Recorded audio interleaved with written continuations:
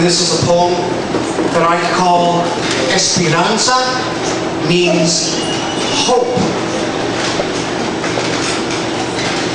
Espy loves the monkey bars. She could swing on them all day. But after 3 hours of English class, they let her out to play. Her eyes are brown, her skin is too, and her smile could break your heart. But her homeland and that brown skin will tear that family apart. She longs to learn our language, to count and pledge the flag, but the world does not embrace this child, and damn it, that's the drag. Her mother's Guadalupe. She comes from Itzatlan, and all she wants is a better life here in a wealthy land. Her father, Santiago, he's been back and forth 6 times. He works real hard and prays at night, convicted of no crimes. He's picked peaches for 12 hours a day, tarred roofs and hauled cement.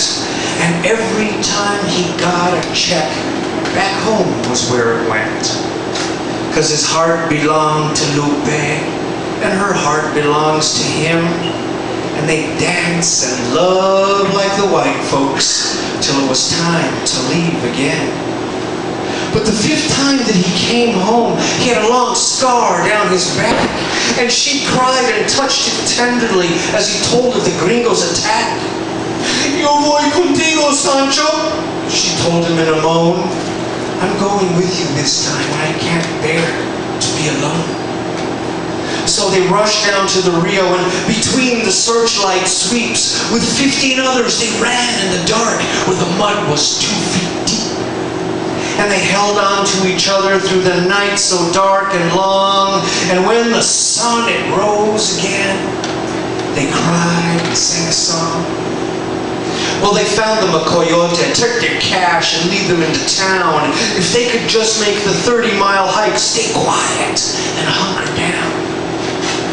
But that night in the freezing desert, frijoles for their meal, they tried to sleep, but a scorpion sting found Lupe on her heel. She could not walk come morning, and the others just walked away. So Sancho and Lupe stayed and cried, and Lord, how they did pray. Seems the Migra caught their group that day, shot 2 dead, sent the rest back home. But the lovers remained in the desert, thirsty and all alone. That night, as they prepared to die, Esperanza was conceived, while the stars burned hot like cigarette tips as they loved and they wept and they breathed. Come morning she could walk again, and they stumbled down a road of dirt, and a white-haired woman in a beat-up truck stopped when she saw that Lupe was hurt. Gertie was her name, she said, and she drove them into town, and she paid a doctor to pay Lupe's foot, bought them dinner, and settled them down.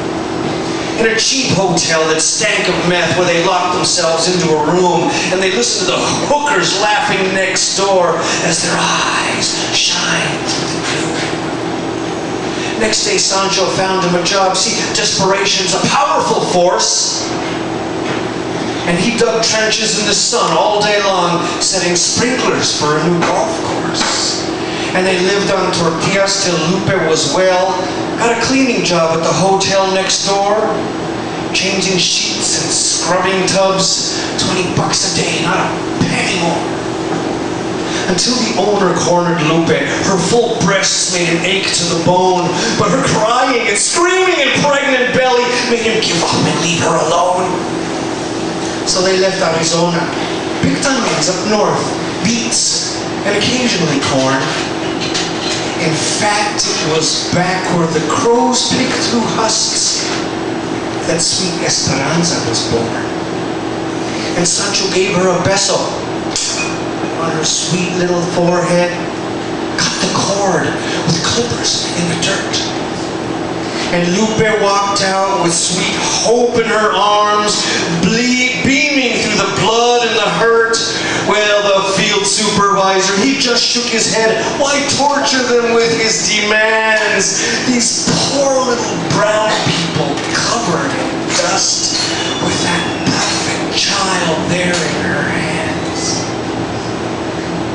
tried California, picking lemons from trees. The three of them love-filled, doing as they please, doing work that the gringos would never dare touch, delighted that Cristo would give them so much.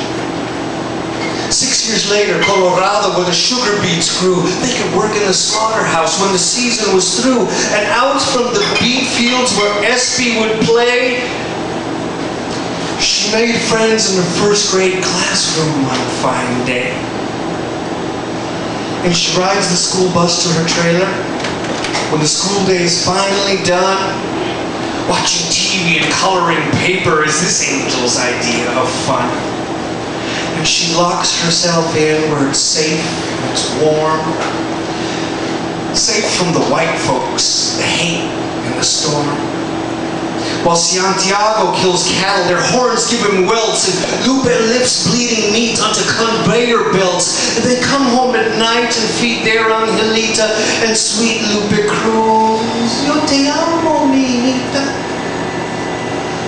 But it's very much later than they've ever been, and she's fixed peanut butter on tortillas again.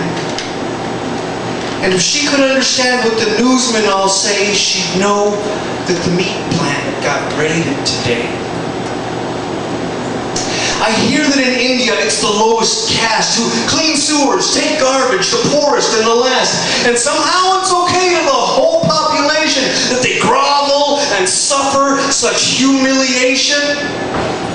They think it's deserving. Someone's got to do it. And it practically happens anyway, so heck, screw it. Over here in America, and it just may sound silly, but America stretches from Canada to Chile. We've our own caste of untouchables living underground, you might say. And we call them illegals or aliens instead of admit that we really treat people that way. Espy's kneeling on the counter now.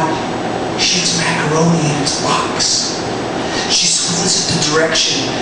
On the TV, the newsman talks. He says 19 men and 13 women were arrested by the ICE and are shipped to a privately owned prison somewhere where they will spend the night. And tonight Lupe will cry in Sancho's big heavy brown arms. His heart breaks just hearing her moan. Because there he does all alone tonight.